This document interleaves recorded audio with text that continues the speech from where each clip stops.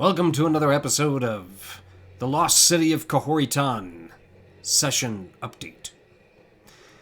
In the last session, our party found themselves on a river surrounded by Quetzalcoatlus, ridden by the Jengwa Borunai Tabaxi, fierce warriors from the high mountains in the region. Surrounding them, they spoke in quiet tones and reverent tones to Sandwhisper, their new traveling companion, who seemingly had some sort of royal status among the Borunai. After listening in, Strummer discovered that there had been some kind of event in the village of Matanta. Smoke rising in the distance was noticed by the traveling mounts and Jangwa warriors who fly high above the skies of the Escarlan Wilds, protecting it from aerial attacks. In an agreement, Sandwhisper decided that they should meet together and attempt to discover what was going on in the village at 2 a.m. the following morning. Traveling through the blistering sun, the expeditioners and Sandwhisper went downriver and finally found their way to the banks of the Green Bear. Sneaking quietly as the sun set in the west, the party and Sandwhisper entered the village. Li Chao, seeing movement off to the left in the central part of the residential area where most of the villagers live, at the lower trunks of the trees of Matanta, a burning pile of smoldering embers off in the distance, and two shadowy figures sneaking up. Li Chao decided that this was a good time to find out what was going on. As the two shadowy figures made their way back towards the central area of the residences of Matanta, he discovered a dead body, a dwarf, strangely clad in an emblem and clothing from the Tribarony of Tidestone, the cold and mysterious land in the southern tip of Sicaria, currently at war with the Northern Kingdom. Perplexed as to why these soldiers of Tidestone would have made their way all the way to the Escarlan Wilds, the party decided to investigate. Moving towards the inner area, they found no one alive, no lights, the residences all broken into, some evidence of blood, and then almost tripping over the body of a fisherman who had seemingly attempted to fight, but was felled by an arrow. Were missing in their residence were Tornscale and his wife, Swims with Cloud, the two friendly Borunai who had taken in the party during their attempt to kill the Rivomath, and their success and the following the celebration. This was the home where they stayed.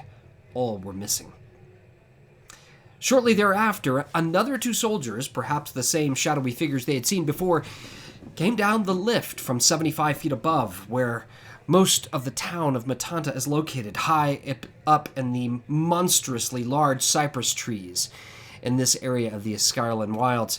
They were carrying a body of another Tidestone soldier. They made their way to the burning pile, and then the party decided this was their opportunity to enter the lift and head on up. So they got their friends who were hiding behind a root of one of these large cypress trees and told them that they were heading in. Athos and Tokard decided to stay behind and make sure they weren't followed, which came in handy as the two soldiers began to return to the lift. Athos and Tokard dragged them into the trees and quickly ended their threat. After entering the village, the party used espionage and subterfuge to move quietly from platform to platform along their way, killing a few guards and tossing them over the edge of the walkways, only to be finished off by Athos and Tokard below and dragged out of view.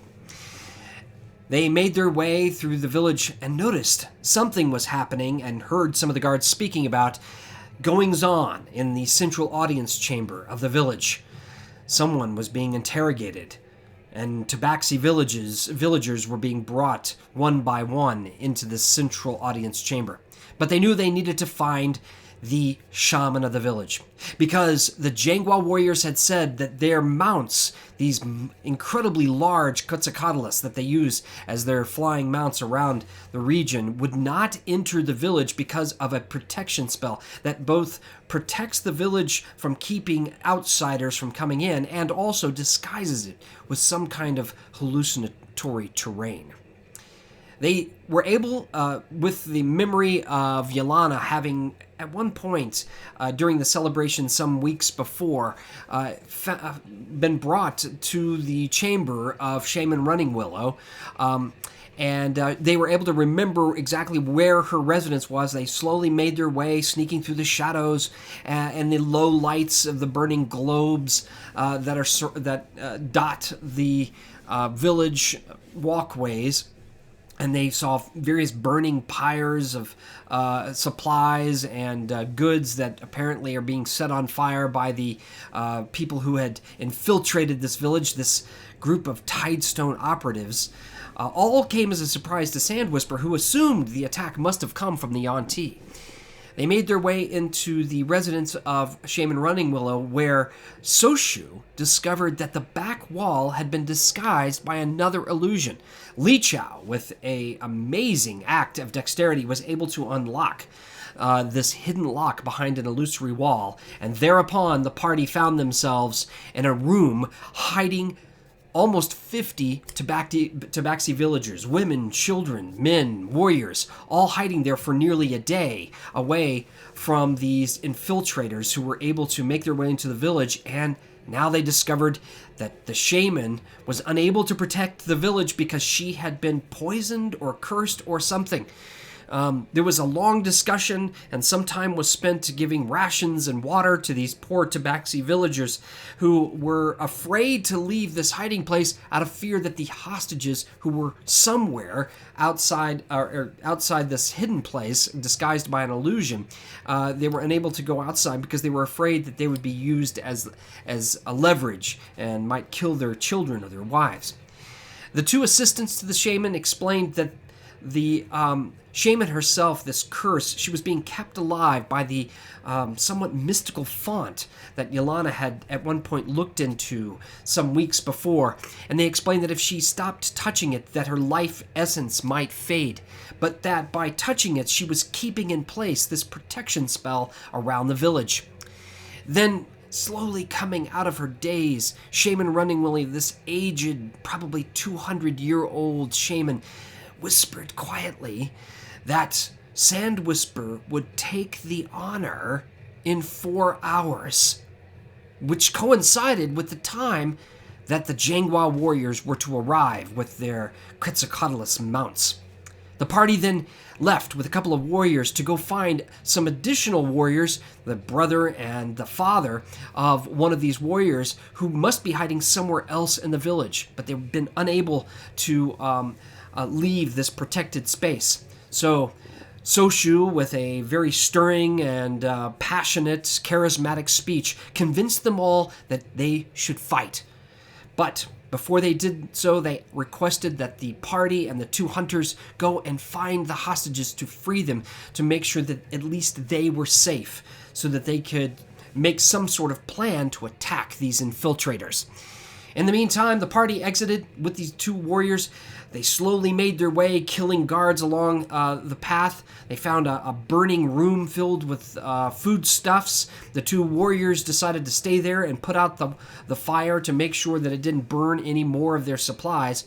And then the party made their way slowly towards the northeast of the village, and it was there that they discovered the weapon room, where they had engaged with the weapons merchant and craftsman who had agreed to make them some special weapons imbued with magical powers, and also some weapons and armor from the hide of the Rivermoth, the river shredder, creature that had been killed by the party. They took these two warlocks out, not normal guards, but surely people with mystical powers. And it's there that we will take up our next adventure, as they attempt to find the hostages and end the threat to the Matanta village.